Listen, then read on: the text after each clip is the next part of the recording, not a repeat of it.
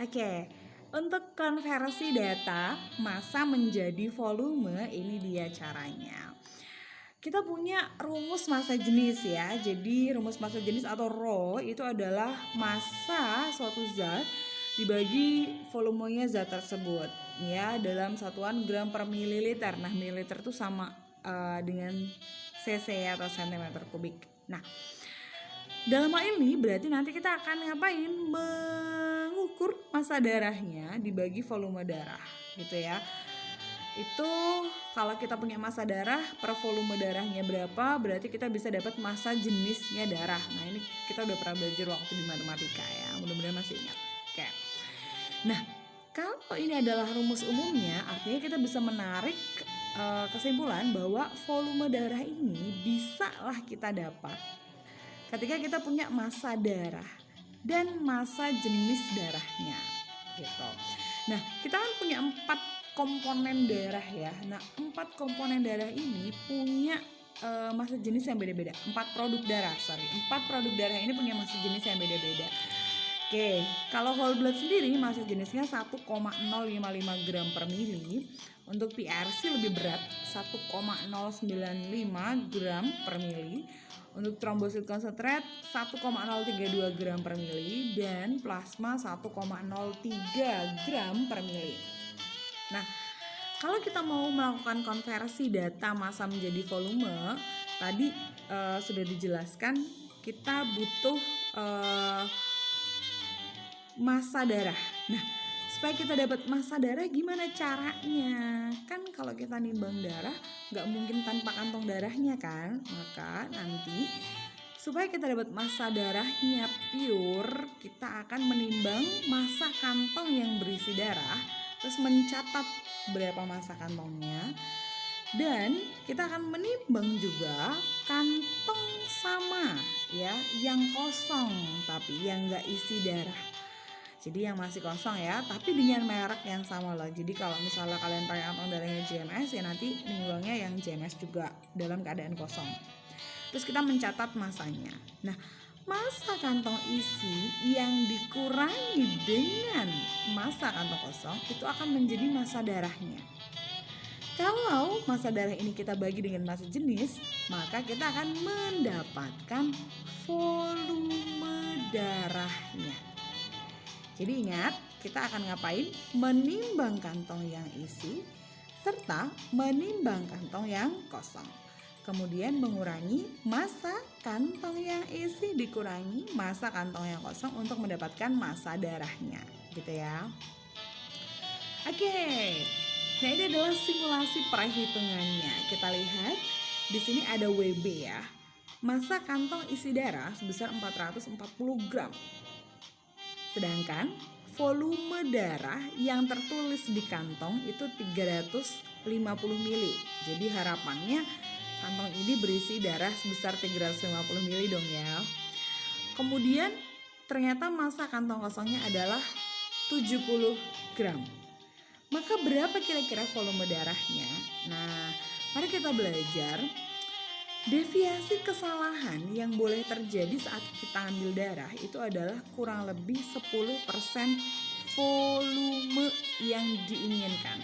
Jadi kalau kantong darah itu untuk yang 350 mili, artinya boleh ada deviasi kesalahan itu adalah kurang lebih 10% dari 350 mili. Berapa sih 10% dari 350 mili? 10% dari 350 mili itu adalah 35. Jadi deviasi kesalahannya itu boleh 350 ditambah 35 yaitu 385, dan 350 dikurangi 35 yaitu 315. Jadi deviasi kesalahannya itu plus minus 10%. Artinya kalau kita dapat darah dengan volume 315 sampai 385, volume darah ini masih masuk ke dalam volume darah yang dimaafkan gitu ya. Karena kan di sini tertulisnya 350, tapi kalau misalnya dia ternyata nggak 350 pas, tapi 348, Ada nggak 348 di antara rentang 315 ke 385? Ada ya. Artinya apa? Artinya dia bisa lolos. Ya. Oke. Kita sekarang mulai menghitung. Oke. Volume darahnya untuk yang data pertama. Massa darah per massa jenis ya rumusnya. Massa darahnya 440 dikurangi 70 dapatnya 370. Dibagi dengan massa jenisnya 1,055. Berarti kita dapatnya nanti 350,71 mili. Kita masukin ke sini ya. Z. Nah, kalau kita lihat sekilas di kantong tertulis 350. Ternyata setelah dihitung volumenya 350,71. Nyaris sempurna banget ini volume darahnya ya. Nah, berdasarkan definisi kesalahannya jelas ini masih masuk ke dalam data termaafkan. Artinya dia kemungkinan lolos dari QC-nya gitu ya kan.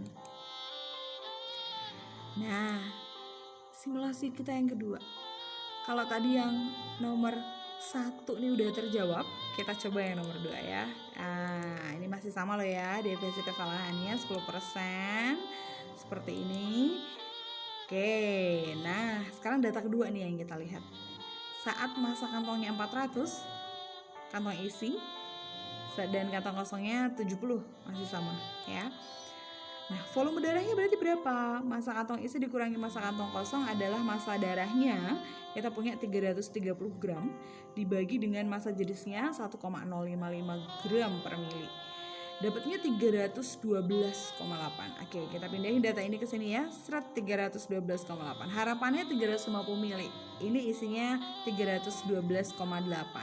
Nah, mari kita tentukan dengan data seperti ini tadi, mana yang lolos QC, mana yang tidak lolos QC dalam hal volume ya.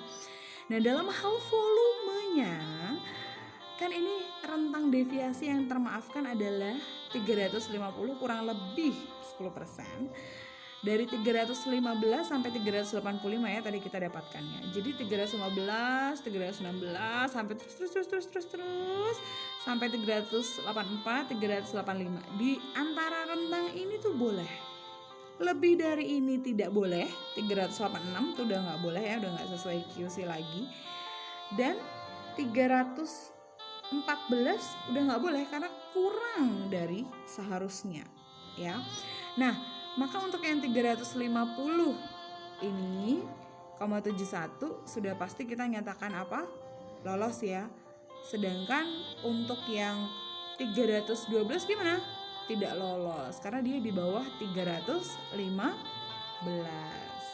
Kayak gitu ya. Jadi tadi kita belajar apa aja? Pemeriksaan secara fisik tadi tentang identitas kantong, melihat adanya hemolisis atau enggak.